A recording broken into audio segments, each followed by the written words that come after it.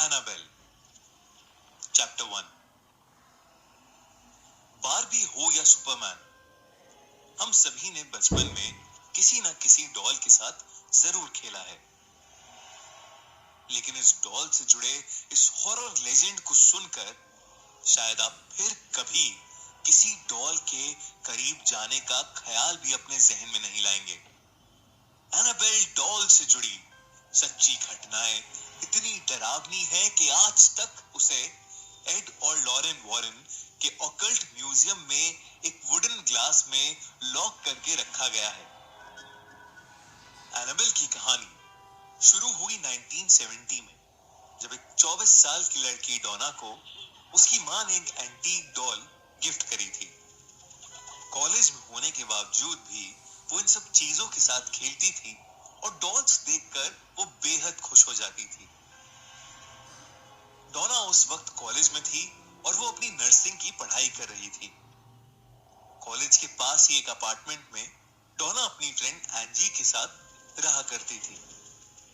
जब भी उसे अपनी माँ की याद आती थी तो वो अपने होम टाउन चली जाती थी। एक ऐसी ही बार डोना अपनी माँ से मिलने घर गई। दोनों ने खूब बातें करी।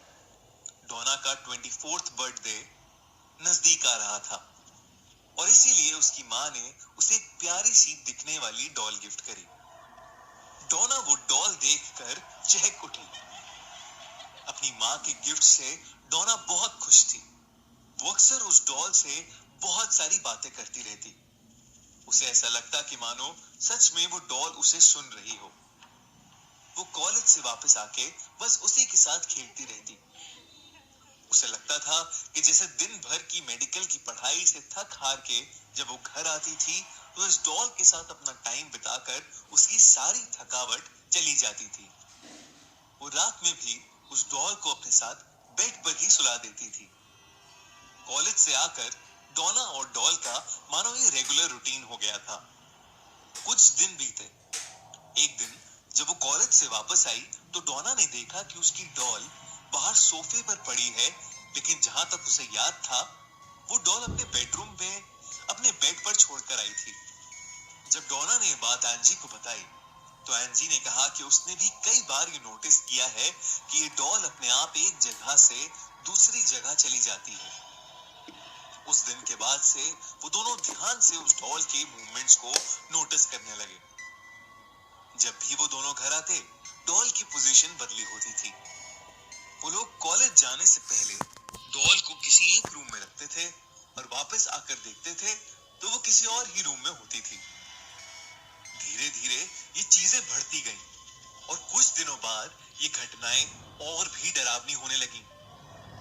एक रात डोना अपने रूम में सो रही थी और वो डॉल बेड के साइड वाली चेयर पर ही रखी थी। देर रात डोना को कुछ खिटपिट सी सुनाई दी जिससे उसकी नींद खुल गई। जब उसने हल्की सी आंख खोली तो उसे ऐसा लगा कि उस डॉल ने अपनी गर्दन घुमाई है। डोना को ऐसा लग रहा था जैसे वो डॉल घूर घूर कर उसे ही देखे जा रही हो। पहली बार डोना को वो डॉल प्यारी नहीं लगी। डोना घबरा कर उठी और बेड पर बैठ गई। कुछ देर तक वो लगातार उस डॉल को देखती रही, पर इस बार वो डॉल बिल्कुल नहीं हिली। लेकिन फिर भी डर के मारे डोना ने उस डॉल को बाहर सोफे पर रखा और वापस सोने आ गई। जब वो सुबह उठी तो वो डॉल वहीं उसके बेड के बगल वाली चेयर पर ही पड़ी थी, जिसे देखकर डोना बहुत ज्यादा घबरा गई। एक शाम जब वो दोनों दोस्त अपने कॉलेज से आए तो उन्होंने देखा कि उनके घर के कॉरिडोर में कई सारे येलो कलर के पेपर नोट्स पड़े हैं जिन पर लिखा हुआ था हेल्प मी। डोना और एंजी को वो हैंडराइटिंग किसी बच्चे की लगी। थोड़ा आगे बढ़कर देखा तो कॉरिडोर के एंड पर डोना की डॉल थी जो एंजी के रूम के दरवाजे से सटी हुई थी। दोनों उन पेपर्स पर हेल्प मी पढ़कर कुछ समझ नहीं पा रहे थे। जब डोना और एंजी उस डॉल के पास गए, तब तो उनके होश ही उड़ गए। उन्होंने देखा कि उस डॉल की आंखों से खून बह रहा है और उसके बाल खून से लथपथ हैं। जब डोना और एंजी ने डॉल के चेहरे और बालों पर खून देखा, तो वो दोनों बेहद घबरा उठे। उन्होंने तुरंत ही उनके अपार्टमेंट के पास वाले चर्च से एक प्रीस्ट को बुला लिया। प्रीस्ट ने उस डॉल की अच्छे से जांच पड़ताल की और उसने बताया कि वो डॉल पोजेस्ड है, यानी उस डॉल के अंदर एक आत्मा है। प्रीस्ट ने उस डॉल के जरिए उस आत्मा से बात करने की कोशिश करी, तो उस आत्मा ने बताया कि वो एक 7 साल की बच्ची है जिसका नाम एनाबेल हिगिंस है। एनाबेल ने बताया कि एक रात जब उसके मम्मी पापा जोर जोर से लड़ रहे थे, तो वो घबरा के रोते रोते घर से बाहर चली गई और उसकी एक रोड एक्सीडेंट में मौत हो गई। वो कई बार इस घर में अपने मम्मी पापा को ढूंढते हुए आती थी, लेकिन यहाँ कोई नहीं होता था।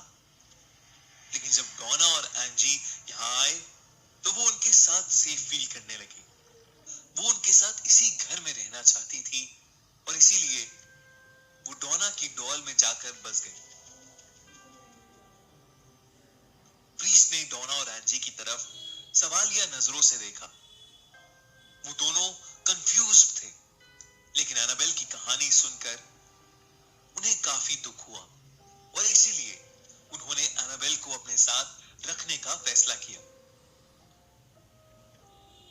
डोना को लगा कि 7 साल की छोटी सी बच्ची किसी को क्या ही चोट पहुंचाएगी, पर डोना को ये नहीं पता था कि उसका ये अजम्पशन बहुत जल्द ही गलत साबित होने वाला है।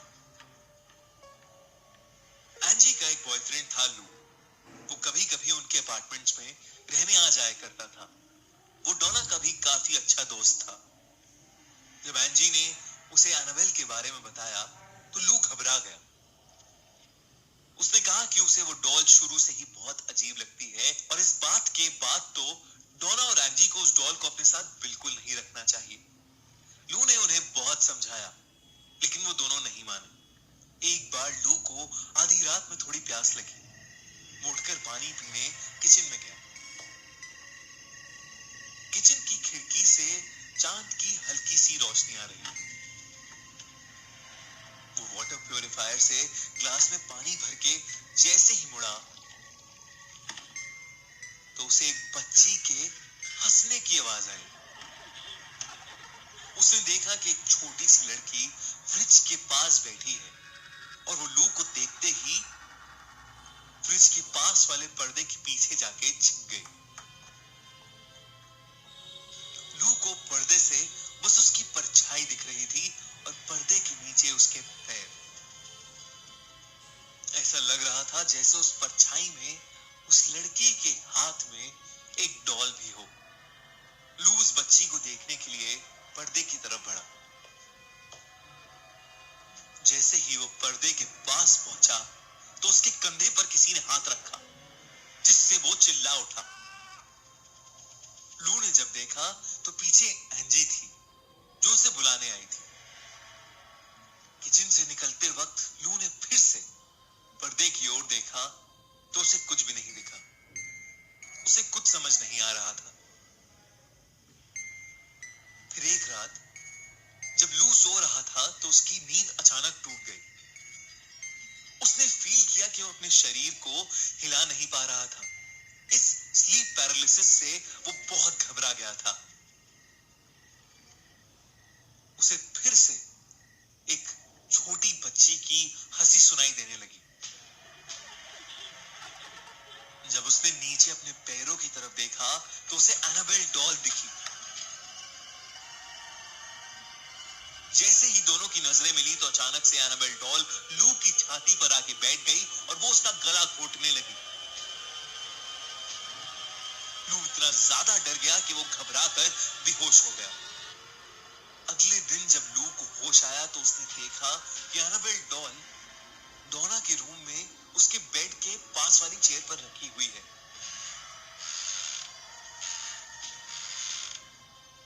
उसे समझ नहीं आ रहा था कि रात को जो उसने एक्सपीरियंस किया वो एक भयानक सपना था या असलियत में उसके साथ वैसा कुछ हुआ था। उस दिन दोपहर में लू और एंजी अपार्टमेंट में अकेले थे। अचानक डोना के कमरे से उन्हें किसी चीज के बहुत जोर से गिरने की आवाज आई। उन्हें लगा कि अपार्टमेंट में कोई चोर घुस आया है। लू जल्दी से डोना के रूम में गया। रूम एकदम खाली था। वहां बस एनाबेल की डॉल थी जो फर्श पर पड़ी थी। लू को फिर से उस छोटी लड़की की हंसी सुनाई दी। ये आवाज वो पहले भी 2 बार सुन चुका था। उसने पूरे रूम में नजर घुमाई लेकिन उसे कोई नहीं दिखा।